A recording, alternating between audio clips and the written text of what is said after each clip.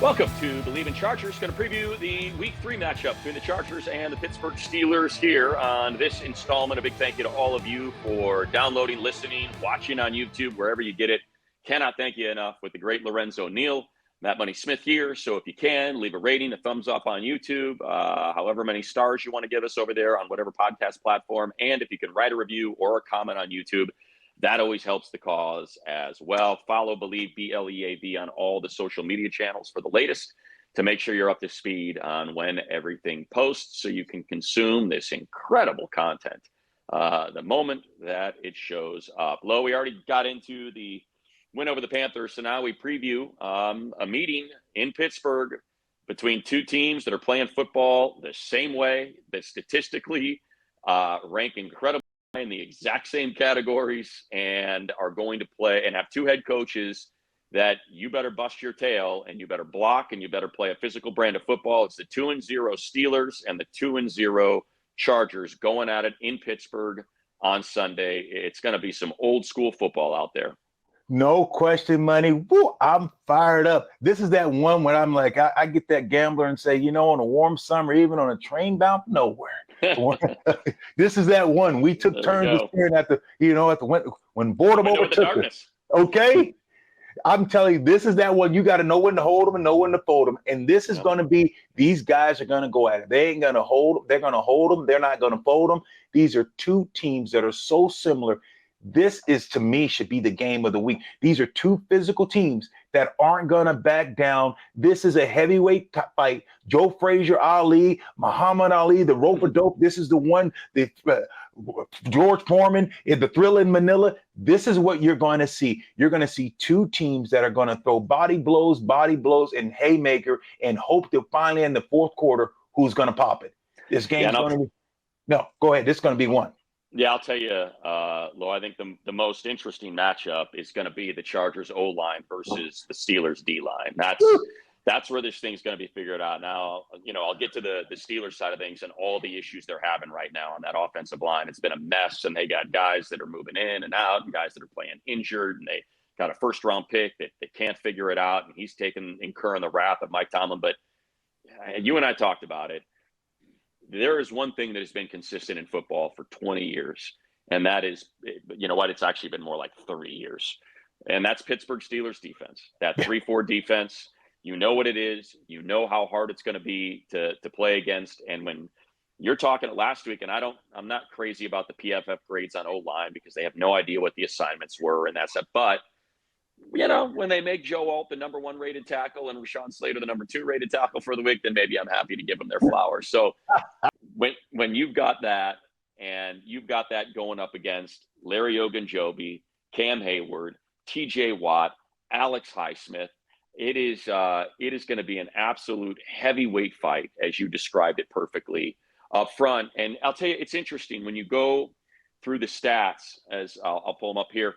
Like the Chargers are, we mentioned this in the last pod, second best rushing team in the league, 197.5 yards per game, 2 rushing touchdowns, a long of 61. When you look at the Steelers, they're not running the ball as efficiently as they'd like to. It's only 139 per game. They've got a long of 20. They're only averaging 3.6 per carry. The Chargers 5.6 per carry. So that's what I'm talking about. It's this Chargers O-line that's been able to get pushed, that's been able to dominate. The interior 3 looked so much better on Sunday, and you could tell they just needed a week and get that extra week of practice to get that 5 fingers on a glove going. It's going to be interesting to see who wins that battle up front, because that's going to go a long way in determining who wins this game. If the Chargers can have the advantage O-line to D-line, I don't think it's even – I don't think it's in question. I think they win this game. Maybe not going away, but to me, that's the key. If they lose that battle, that's going to be tough. No question. And I'll ask you, Money, have you ever seen the Steelers get blown out under Mike Tomlin? Have you ever seen this? You started this thing off saying for the last 25 to 30 years, the defense of the Steelers, even before Tomlin, defense always been there. That last year they get in the playoffs, they find a way because of defense. I mean, they've always had that defense, and they're going to get after you. That 3-4 is amazing. Can Zion in the center, can they handle Cam Hayward? Right. Son of great Iron Headward. I remember the trade. That's another story that connects me to him. the Saints traded Iron Hayward to the Chicago, right? not Chicago, the Atlanta. Oh, right, Atlanta. For your boy, Lorenzo Neal, baby. So yes, if you look back at that trade, because they end up getting that draft pick with that trade for Atlanta, and the Saints drafted me with that pick. So, but tough guy, physical guy. Can they stop that push in the middle? Because you already know what Watt can do from the outside. They got two boy dogs, just like we got two boy dogs. You look at Mack and Bosa, guys on the outside edge. Smith and Watt, yeah. Oh yeah. If you go 7 yards and you stay at 7, there's going to be a party at 7 yards because they're going to find a way to get back there. You can't stop Mack, you can't stop Bosa, and you can't stop Highsmith and Watt. And so the biggest, who's going to win at that center and guard position, either teams? You talking about the trenches? I agree with you. Is Herbert going to have the ability to step up in the pocket because those guys, they know how to get to that point. So that is going to be the biggest difference for me. It's how the guard and center handle both teams' nose guard, and that inside rush for the quarterback can step up in the pocket and still keep his eyes downfield. That is a key matchup, in my opinion, looking at the offensive line, because we know both these teams can get after the quarterback from the edges. What's going to happen in the middle that's going to solidify the quarterback to climb up in the pocket? That's the big point to me. Yeah, and I think a lot of that too, Lo, is what's the status of Herbert? You saw him get rolled up on in that Panthers game, goes into the blue tent, comes out, goes back into the game, is asked in the post-game presser, talks about x-rays are negative, that they'll work through it through the course of the week. So, Herbert's going to play. I mean, the guy plays through everything. It's just a question of, and then they're not going to let you know the state of the ankle. It's a question of, like he said, is he going to be mobile enough to move around to be able to, because the rush is going to come. Look, as great as Slater and Joe are, because of that push that Hayward gets in the middle, you're going to have to move off your spot. But I'll tell you, I went back and I watched both of their games. I watched the defense for both of the games against Atlanta and Denver. And it was interesting because you could tell that the way that Terrell Austin and Mike Tomlin played these two teams was so different. The amount of respect that they gave those pass catching weapons in Atlanta and Kirk Cousins running the offense until they realized he wasn't mobile, and it was, and that's when but early on, it's light boxes. Bijan's getting some runs. He's breaking some runs off. They're getting a little creative with some motion, and it was working. The run game was working. You watch the Denver game, and Austin and Tomlin are like, let Bo Nix beat us. Yeah. It's 9 men in the box. Nothing. They did not allow anything in the run game. So I'll be interested to see how are they playing. What's the box look like? Are they threatened by Herbert? And that's why it's nice to have Q put those 2 touchdowns on film, that one downfield, all those spot routes from Will Dissly that went for 8, 15, 18 yards downfield. Like, did they put enough on film to have that lighter box to give JK and Gus Edwards opportunities to maybe get this run game going, till you can get that play action to really sort of loosen some things up and see if you can get this thing to breathe? Because, man, against Denver, there wasn't anything out there. No. I mean, there was not a crease of light for them to find a lane to run it, and they were getting pushed like that. Look, Atlanta's got a good O-line. Atlanta's O-line is good, and they were getting pushed. They were getting a little bit of push on that D-line. So I think that's what it's not just an across the board, this is going to be tough. Herbert's going to have to do so. I don't think that's the case. I think this O-line can still perhaps win this matchup. It's not going to be easy, but I think they can. A lot of it, I think, will be dictated by, can they open this thing up enough to see those light boxes? Oh, no question. And I think when you look at Atlanta, I love that running back. Atlanta's back he's a top tier running back. This guy runs hard. He's fast. He can get downhill. He can do it. He can do a lot of things. I agree with you. It's going to be, my biggest thing is, like, we know Herbert can win games. Can his receivers win games? Right. See, we know that if you had Keenan, this is that game. If you had a Keenan, he can get open, figure it out. And this is that game that Keenan, what him and Herbert could do. Now, can McConkey win? Because this is what I think, this is that game where he's going to have to use those route running abilities, find these windows, because this is a technique game. This is a game, attention to details. Is, can guys beat press? Because the Steelers going to give them press, and they're going to put 8, 9 in back. They're going to dare these receivers. They know Herbert can beat you, but they're going to see if these receivers can beat you. Right. They're not going to let Dobbins get loose. They understand the Chargers, what they want to do. They understand Harbaugh's going to run the ball. They're going to play 3 yards in a cloud of dust. This is the first one to 21 wins this game. I'm telling you right now, if you get 21, you're winning. I don't even think it might not even take that. It may be 20 or 18. The Steelers, you keep Justin Fields in the pocket. Don't let him run. Don't let him beat you make him beat you with his arm. Keep him in that pocket. Don't let him scramble. Make him beat you throwing the ball. Don't make him a two-way threat. You keep him in the box like the Raiders did, a la what they did to Lamar Jackson. Make him beat you with his arms. Give him different looks. He will throw you some interceptions. Both these teams have an opportunity on defense to make some big plays in the passing game with interceptions. This is an evenly matched game. Yeah, you mentioned first one of 21. You're talking about two teams. They're the number 1 and Chargers 1, Pittsburgh 2, scoring defense in the NFL. Combined, they're allowing 14.5 points. Combined through 2 weeks, 6.5 and 8. You mentioned Fields. It's been interesting going back and watching all of his snaps. They're not asking him to do too much. No, it's a lot of hand the ball off. It's a lot of quick, short. The air yards aren't what they were in Chicago, where he's constantly scrambling and trying to push that ball downfield. Now, I will say the numbers are a little misleading after watching the Denver game. He has some really nice throws. He had some good throws, tight throws. He hit some windows. They got called back. Yeah, that 51-yarder down the sideline to Pickens was a beautiful throw that got called back because of Broderick Jones, which we'll get into. Might as well just get into it here. And then had that touchdown taken off the board for the pick, the offensive pass interference. So they're there. He's got 1 touchdown pass through 2 games. His completion percentage is around 70%. It's a lot of just Mike. It's Mike Tomlin saying, "You don't have to win us the game. Don't lose us the game." And there's some of those scrambles. He's getting some design runs where he's getting a little bit loose with it. I think so. The key here is, like we talked about, that offensive line is really struggling. They drafted Broderick Jones in the first round back in 23, and they wanted him to be their right tackle. He was a left tackle, only had a handful of starts at Ohio State. And it was, just some guys are fine flipping like Joe Alt. Some guys aren't fine flipping like Broderick Jones. Now they draft Troy Fautanu, as someone we both loved going into the draft out of Washington, but he's been banged up.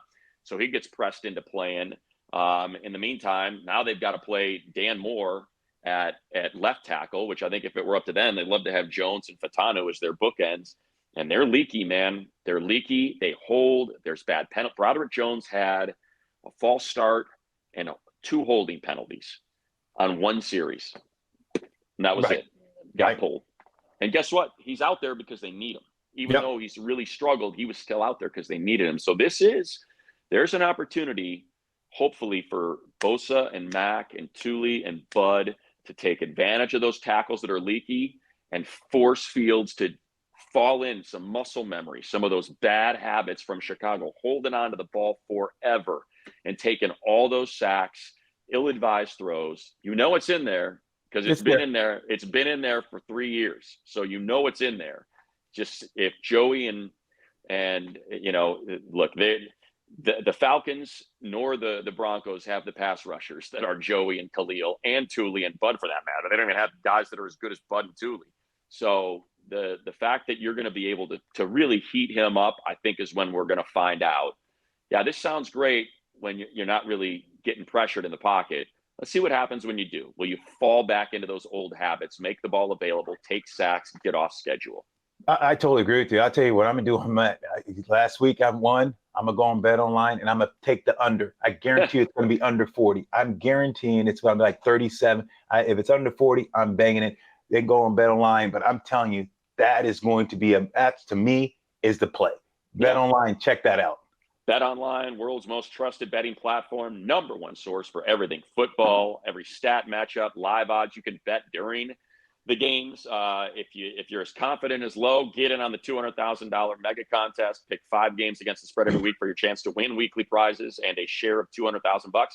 Game's over. They got the casino, blackjack, poker, a bunch of slots, over 150 of them for you to play online. So get to the website, get in on the action. Bet Online, The game starts here.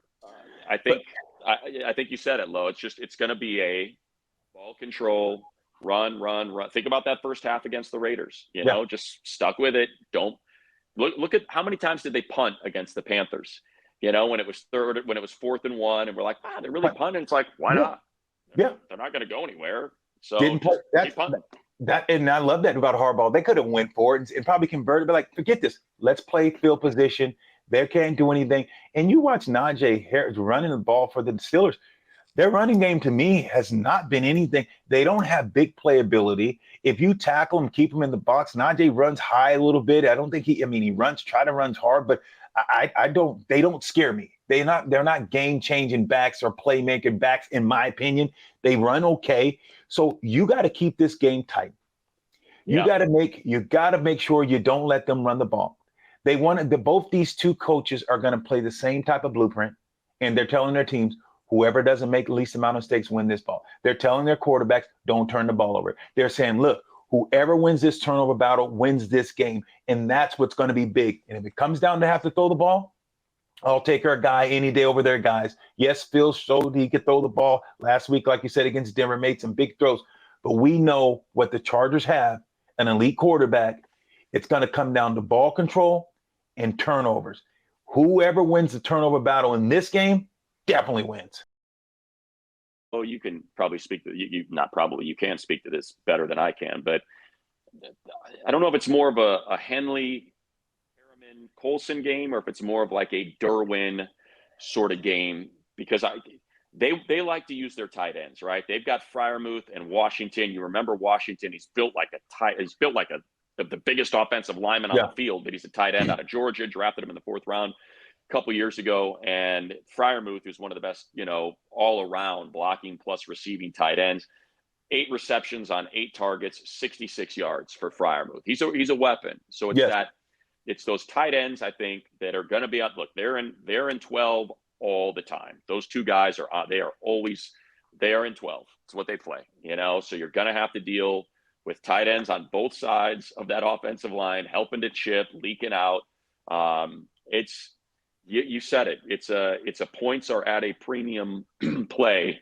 And, I think with Fields, I'm looking at his numbers right now, 30 of 43 through 2 games. He's only attempted 43 passes, and he's averaging 136 passing yards per game. He's taking 4 sacks. He's being efficient. Just, hey, our defense is that good.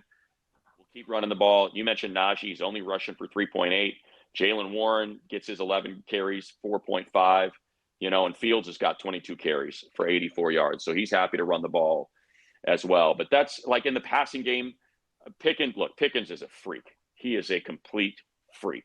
And, Fields has got a big arm, so you got to be careful there. But I'm more content to take my chances of the pass rush getting home before they can make that connection and find it than I am. Let's keep those tight ends in check, because that could be where maybe they do some damage. Yeah, I'm banging the tight end on the line of scrimmage. I'm saying, look, I'm going to play over the top. I'm going to double them at times, double one of the tight ends, and I'm going to roll the coverage to like you said, Pickens, the receiver, and say, look, we got to roll the coverage, put him on the top because he is, like you said, a freak. But I'm going to bring one guy to a side that they can't block and say, look, let's keep this quarterback in the pocket. We got to win. We got to make him get rid of the ball. We can't let him run and extend plays because, hey, look, it's going to wear our defense out. Fields can wear a defense out if you don't stay in your rush lane. This is about technique, attention to details. This is where guys in the rush lanes, they have to stay in their lanes to keep him in the pocket. You can't get upfield, because if you get upfield as a pass rusher, boom, you give him that angle. How do you have a control rush, shrink the pocket, and make him go through progressions? That's what you have to do. Those guys guys in interior, like you alluded to, how are those guys going to play? How is those twists and stunts? When I twist and I'm stunning, I'm making sure I get back in my lane. Lane integrity is going to be premium for the Chargers this week, Manny.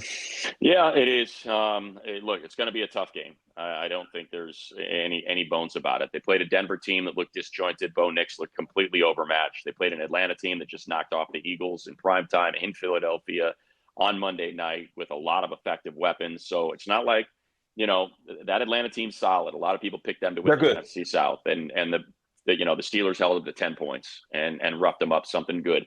And even if you just go back through the Bears, like Justin Fields wins games. You know, you say that team was never like a 2-win team or a 4-win team. You know, they were always a 6, 7, 8-win team with Fields because of his legs, because they can give you a problem. You know, he is in the conversation, you know, with Lamar as the best running quarterback in the NFL. He is exceptional at running the ball, a true athlete running the ball. So I would assume there's going to be a lot of designed runs to try to get Khalil and Joey to be on their heels a little more than be on their toes. You mentioned those 3 guys on the interior. Coach has been celebrating them for a long time now. Tito, Puna, Morgan Fox, you know, Tier Tart, who rotates in there with them. It's been an impressive bunch so far. So they're going to have to look. You heard what Slater said after the game against Carolina. We like attacking more than protecting. We'd rather attack. It's what we want to do. So does the Pittsburgh offensive line. They don't want to protect. They don't know where Fields is going to go. You know, he's not a guy that's just going to take a couple steps up in the pocket to avoid pressure and deliver a strike. He's more of a guy that wants to just kind of run around and extend plays. Now, they may have coached it out of him by now. It's one of the best coaching staffs around. But just think about what Arthur Smith did in Tennessee for all those years. You know, it was Derrick Henry, pound the ball. Think about the tight ends that he always used. You know, there were always great tight ends that did big work the last 10 years, last 7 years of when he was in Tennessee. So that's what it's going to look like. And right. It's, you know, don't turn the ball over. No. And I'm sure that's something that they're going through the film with Justin. Like, hey, we know you're trying to make things happen, and you can, because guys just fall off you when you think you're in the dirt. But one, you threw the interception to JC when you probably could have just taken 3 or 4 yards, slid down, have 2nd and 7. The other one, it was an incredible throw, you know, but you got rolled up on. So let's just kind of keep yourself out of harm's way, dirt the ball, let's get to the next play. And if we got to punt, we punt, and we lean on our defense that we really believe in. And it's another big part is how are the linebackers going to play? You're going to have to spy with Fields. At times you're going to say, okay, one play I'm going to have to spy with Fields and say, okay, Fields, we got to have linebacker, which one it may be, say, look, you got to spy. You got to keep your eyes on this guy because he wants to take off. You're going to spy. And at times you're going to bring the safety down and says, okay, let's let the safety do it. Let's let the linebacker go guard double or maybe on a tight end. You're going to have to disguise some stuff, but you're going to have to keep an eye on Fields with the spy at certain times.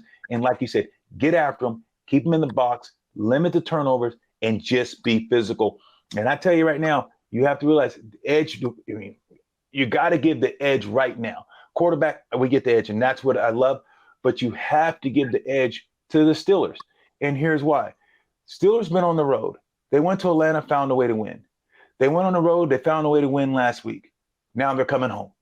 And you know those terrible towels, and you know what's there. So It's going to be interesting to see. This is going to be the loudest place the Chargers have played in, and probably Kansas City, another one. But you know, playing there and being on the road, home game, this is going to be a big test.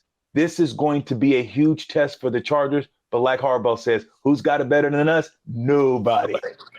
Well, it is a perfect way to end it low because my earbuds have conked out of juice. I'm now on the speaker. So let's end it there. Let's get excited about what's coming this week. It's going to be old school, pound it out, rock fight, street fight, physical football in Pittsburgh. And one of these teams, it's going to be 3-0. And I would imagine very, very few of them.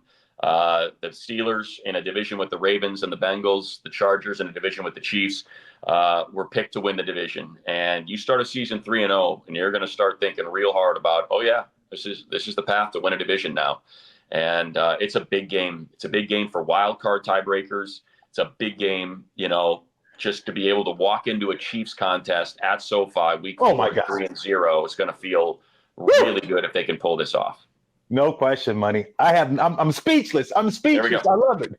All right. Well, we appreciate you all checking us out. We'll be back next week to recap it, preview the week 4 game against the Chiefs. Thanks everybody for listening, downloading, streaming, watching on YouTube to Bleav in Chargers.